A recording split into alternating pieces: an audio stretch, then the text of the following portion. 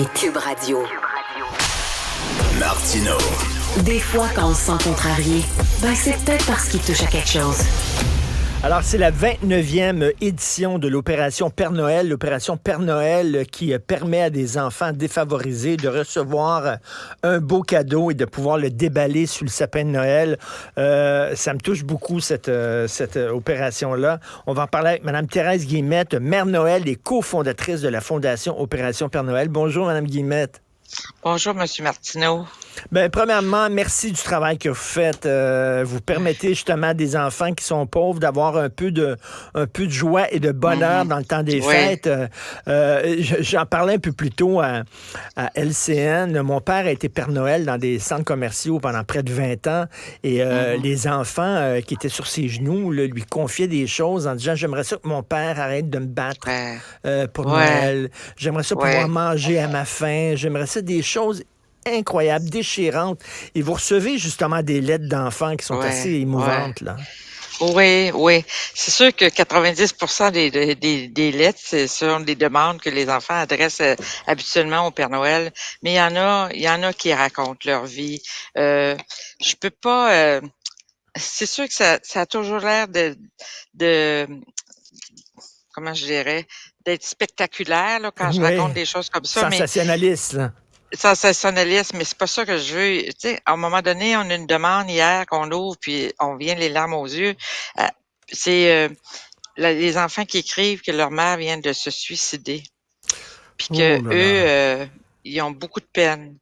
Puis la travailleuse sociale a écrit, écoutez, est-ce que ces enfants-là pourraient avoir les 3 cadeaux qu'ils demandent? Okay? Parce que habituellement, on offre un des cadeaux pour qu'il y ait un peu de baume. Moi, c'est sûr que je lis toutes les demandes spéciales parce que je dois les approuver. Parce qu'habituellement, on dit aux donateurs que c'est entre 40, 50, 60 $. Mais des fois, il y a des demandes spéciales. Un autre, vous savez, hein, il y a des parents, il y a de l'aliénation parentale. Alors là, le couple vient de se séparer. Le père refuse de donner les jouets aux enfants. La mère, elle s'est réfugiée. Et là, les enfants ont aucun jouet. Ils n'ont plus rien à eux. Alors, l'intervenant me demande est-ce qu'il pourrait avoir non seulement, vous comprenez? Fait que moi, je suis en contact avec cette souffrance-là beaucoup parce que je lis les demandes plus, justement, comme vous dites, spectaculaires, plus tristes. Mais il y a des demandes drôles, il y a les enfants écrivent. C'est sûr que, comme j'ai déjà dit, il y en a un qui a dit, Père Noël, moi, là, je suis rendu dans un refuge.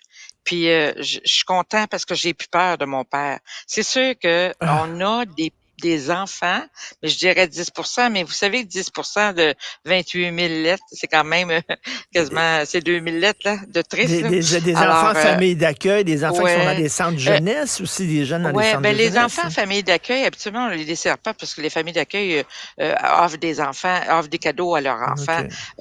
C'est plus les enfants dans les centres jeunesse qui sont placés, mais notre principale clientèle demeure la majorité des enfants demeurent dans leur famille parce qu'on dessert les centres de pédiatrie sociale. Vous savez que pour aller être dans un centre de pédiatrie sociale, la famille doit être sous le seuil de la pauvreté.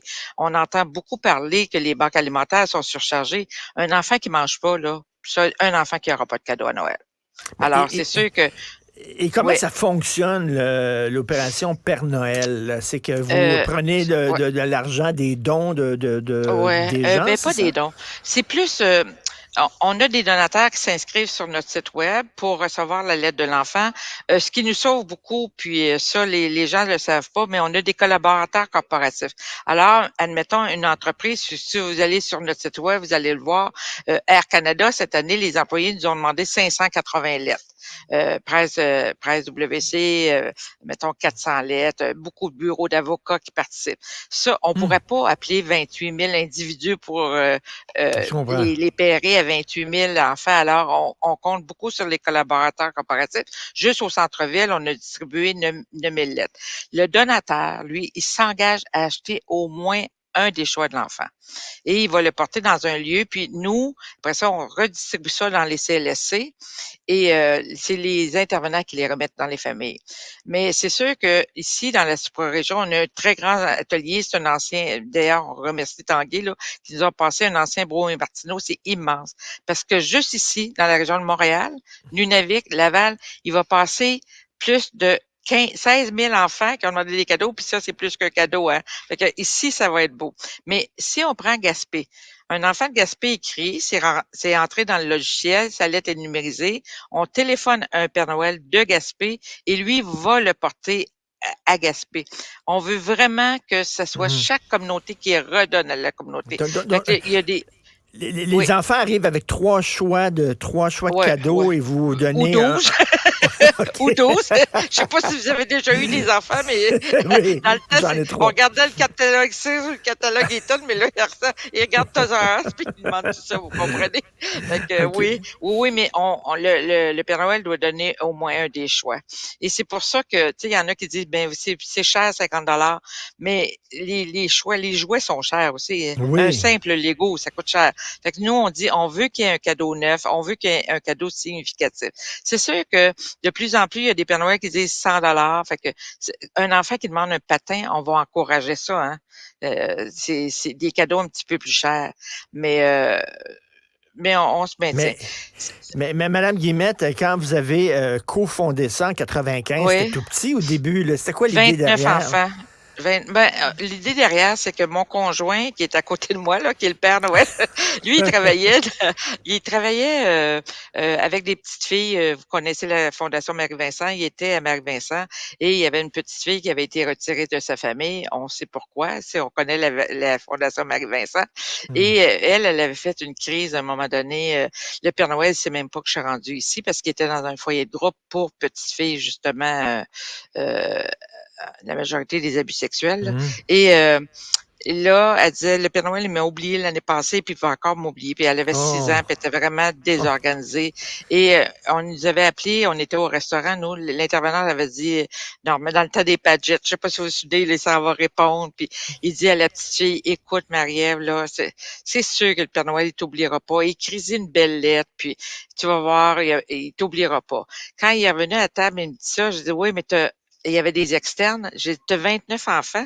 Puis j'ai dit, eux autres ici, là, sont tous dans un quartier très défavorisé. Le quotient relatif de défavorisation de ce quartier-là était très élevé.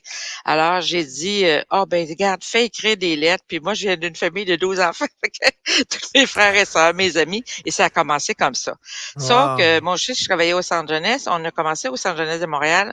On a étendu ça à tous les centres jeunesse de la province. Et avec la fusion avec les CISSS, on a embarqué les CLSC. Et d'année en année, on avait plus de donateurs. Fait que nous, dans ce temps-là, on a approché les centres de pédiatrie sociale. Après ça, on dessert toutes les maisons de femmes violentées de la province pour que puis des fois, on a des demandes jusqu'au 23 décembre. Là. La maman qui arrive avec 2 enfants, on a des bénévoles, puis c'est sûr qu'ils seront pas oubliés. Ça, c'est des demandes de dernière minute. Quand on dit faites des dons aussi pour les demandes de dernière minute, ben, c'est pas vrai que je vais appeler un Père Noël, un donateur, puis dire allez acheter le cadeau puis venez nous le porter. Là. Hmm. Fait qu'il y a des demandes de dernière minute. Et aussi des demandes. Je vais nommer une ville, là. Mettons Ville-Marie Oui. au Témiscamingue. Si on 33 demandes, j'ai juste 3 donateurs, là. Il y en a qui disent, ben oui, je vais les prendre, oui. Comment ils vont envoyer le cadeau là-bas? Ben Nous, oui. on fait des achats en ligne, puis on les envoie là-bas. Tu sais, au Chibougamau, c'est loin. Si j'ai pas assez de donateurs à Chibougamau, Wow.